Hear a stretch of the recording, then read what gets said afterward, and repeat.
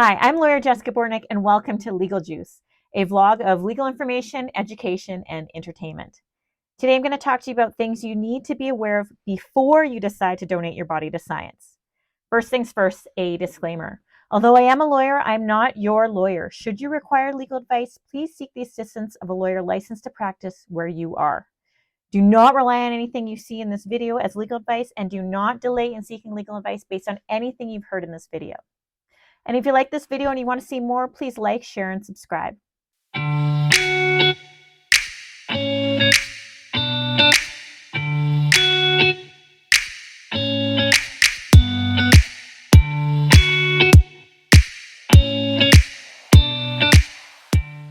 There are three types of organizations that accept bodies for donation: medical schools at certain but not all universities, medical research firms, and then for-profit companies. Now, some but not all medical schools have what is called an anatomical gifts program, in which you donate your body to be used by medical and dentistry students for dissection, practicing plastic surgery, and learning purposes.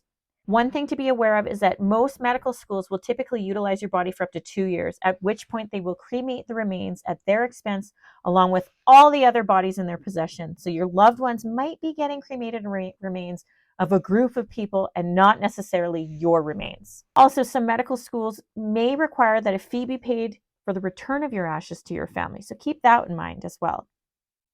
If you are an American and you choose to donate your body to medical research or to a for-profit company, then you need to be aware that some or all of your body may be cut up and sent all over the world for medical research and testing. And that research and testing may involve your body being used as a crash test dummy or for ballistics testing by the military.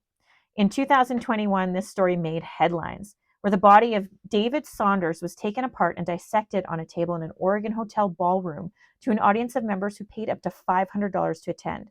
This event was sold as a cadaver class to the general public.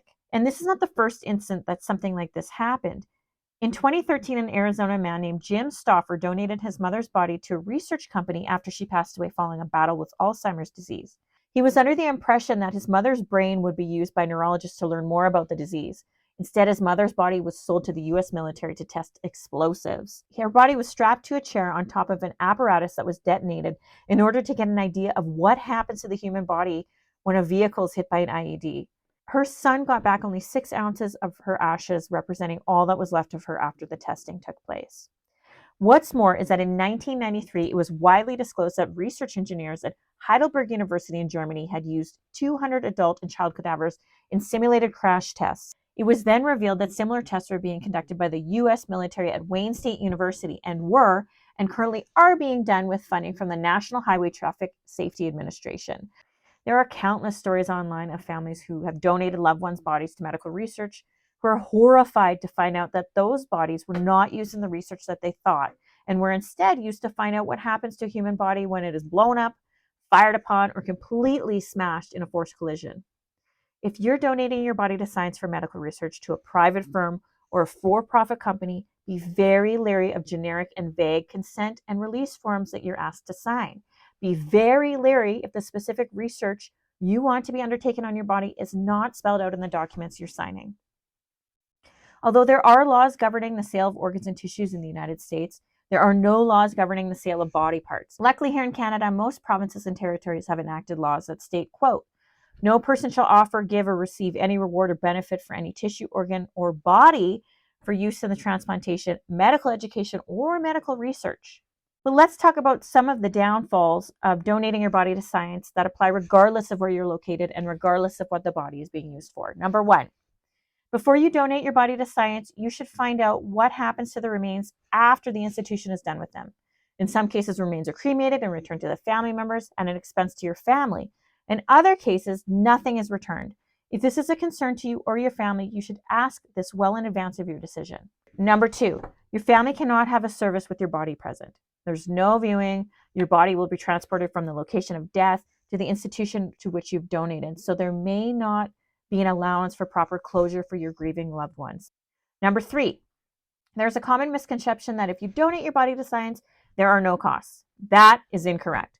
Sometimes a funeral home is involved, and if so, there may be fees levied by the funeral home handling your body. Similarly, There are still costs with any memorial that you want to have. So the cost of putting an obituary in the paper, or ordering a death certificate, or ordering flowers, that type of thing, all of which your family and your estate will be responsible for covering. Number 4, if the medical school you're donating to has enough cadavers, they will turn away your body. And because of this possibility, you need to make sure you have a backup plan, which includes funeral or cremation arrangements.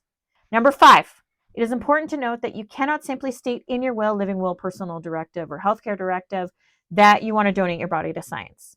You first need to pre-register and fill out all the necessary forms in advance with the medical school through their anatomical gifts program, or sign the required consent form with the research institution or private firm that you're donating to.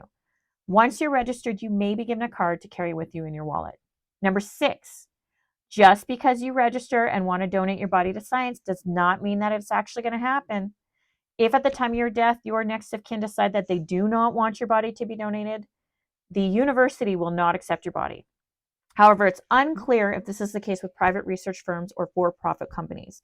So you need to look into this and find out what happens in the event that next of kin do not wish your body be donated.